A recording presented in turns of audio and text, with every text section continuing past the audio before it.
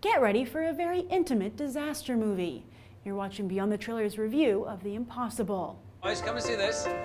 Isn't it great? Dad, can we swim in there? Yeah, we can go swimming, yeah.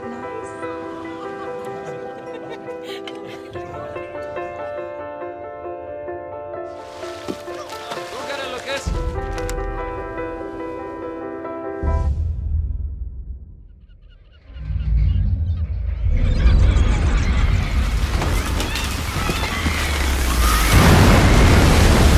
Back in the 1970s, the disaster genre rose to prominence with such films as Airport, The Poseidon Adventure, and The Towering Inferno.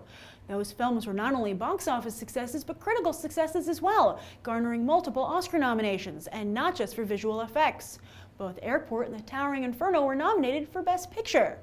And then, in 1997, James Cameron brought even more acclaim to the genre with Titanic, a disaster movie that resonated even more deeply with audiences because it had actually happened. Such is the case with The Impossible. On the day after Christmas in 2004, an underwater earthquake in the Indian Ocean created a tsunami that raced toward the nearby coast, which just happened to be a vacation destination for much of Europe. And since that's a poor region of the world, no tsunami warning systems were in place. Over 220,000 people died, 9,000 of which were tourists. The Impossible tells the true story of a family from Spain who were on holiday in Thailand and is shot at the very resort and locations where they stayed and were almost swept away. This is the first English-language film from Spanish director Juan Antonio Bayona, and has reassembled his team from The Orphanage. If you haven't seen it, rent it. And starring in the film are Ewan McGregor, Naomi Watts, who has already been nominated for a Golden Globe for her performance, plus she's a very strong Oscar contender. There's been some discussion over casting a Scottish and Australian actor to play a Spanish couple, yet when I asked Bayona about it in an advanced screening, he said the family's nationality is never addressed in the film to make them more accessible. And while sure it might have been nice to see Javier Bardem and Penelope Cruz star, married Spanish movie stars, we all know that at the end of the day you make your movie with the most bankable stars you can get, and who would pass up talent like McGregor and Watts? But while the epic qualities of Titanic and a nice cushion of over 80 years made that disaster a little more bearable to watch, will audiences be able to sit through this very recent gut-wrenching tragedy? Let's find out. So one of the reasons I was really looking forward to seeing The Impossible was because I loved The Orphanage just so much. It's a wonderful Spanish language thriller, which is really actually quite scary, scarier than you would expect usually for that type of movie. So I knew that I was in the hands of a very skilled filmmaker going into this, and I have to say that JA Bayona does not disappoint, and I feel to a large degree even ups his game. I'm just so impressed with this English language debut. He not only made a film here that's emotionally packed, as you would expect considering the subject matter, but it's action-packed. I mean, you really only have one big action sequence, but it's filmed so spectacularly, and also even the way he, before the calm before the storm, he does a wonderful job of like amping up the tension, but while at the same time showing how beautiful Thailand is. It's really a beautiful movie. I would say that he does an excellent job of making you feel like you experience this horrible, horrible natural disaster. And then the aftermath is really handled very well. You would think that it would be hard to do. I mean, I saw 127 Hours. I did not think that was a particularly good film. I thought that it didn't do a good job with the subject matter. I thought it dragged. But this one, very, very well done. And I think that I'm going to put JA Bayona on my list with Duncan Jones of hot upcoming directors that I feel really deserve a big break. And I hope JA Bayona fares better than Duncan Jones, because Moon came out a few years ago, and with the exception of Source Code, he has an Ian Fleming film he's working on, supposedly, but his star has just not taken off. He's been on a lot of short lists for superhero films, comic book films, but he just never actually makes the final cut. And I think that now he's going to have competition from JA Bayona. If I were a Marvel Studios executive, or if I were over at Warner Brothers, or even Fox, because they have Mark Miller revamping their titles, I would be taking a very serious, hard look at JA Bayona. I think this is a name we're going to be hearing of, and I think he just did a fantastic job. So as I said, the movie makes you feel like you were actually there.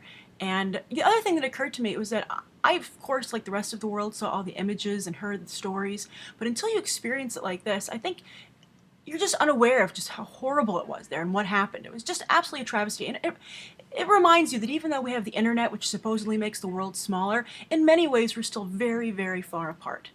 So I'm glad they made this movie to really kind of show what happened, because I think that it was very, it was very quickly forgotten. So but on that note, my only problem with it is that, some people have brought up and they said, well, 9,000 tourists died, but over 200,000 locals died. And this movie decided to tell the story, I think, of the tourists, obviously. And I think that's a valid choice because it just, who would ever think you would go on a vacation to paradise and this is what would happen to you? So I think it's a valid choice, but during the movie they try and have shots of locals sometimes reacting to things, especially in the aftermath, and I felt it just all it did was serve to remind you that their story wasn't being told. And again, as I said, that's a fine choice to make, but I think the film shouldn't have tried to have it all, have its cake and eat it too. It should have just been like, this is the tourist side of the story, and that's just what we're going to cover. But really fantastically done. The acting, of course, is very, very good. Ewan McGregor does have a small part. I mean, I think people were wondering why he wasn't getting some nominations for this. That's because he just does not have a huge role. It really is, but it's not only Naomi Watts' movie, and she's fantastic. This is the best thing I've ever seen Naomi Watts do. And the work she must have had to do in that water tank is just really amazing. I think I'm really impressed.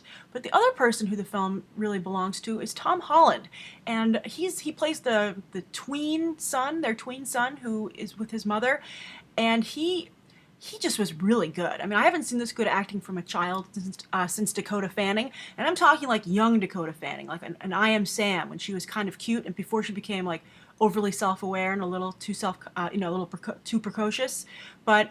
This little boy, Tom Holland, is a fantastic actor. And I looked him up after the movie, and it turns out that he did the stage work for Billy Elliot in the UK. And I think he's a talent to watch, along with Bayona. I think he's really a discovery. I was really impressed. So The Impossible is just really a great film. I'm compiling my top 10 list for the year, and The Impossible is going to be on it, if not towards the top. So I can't recommend you see this enough. And the last thing I want to say is that when I was on the red carpet, one of the things I asked the 2 stars and the director was, it's kind of a bummer. Do you really think that people want to sit through a movie like this? And I would tell you that, yes, you do. I think that, I cried. It was very sad, but it was also uplifting. And I think it's important to realize, I think movies are helpful because, you learn a lot of life lessons. You learn other people's life lessons. And this is a true story of what happened to this family.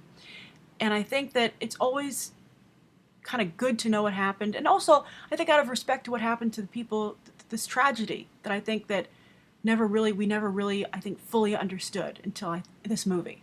So those are my thoughts on The Impossible. I cannot recommend it highly enough. If you've seen it, share your thoughts below. And as always, thanks for coming to Beyond the Trailer for movie reviews like this, audience reactions, trailers, trailer reviews, and movie news. I hope you subscribe. Thanks for watching. Bye.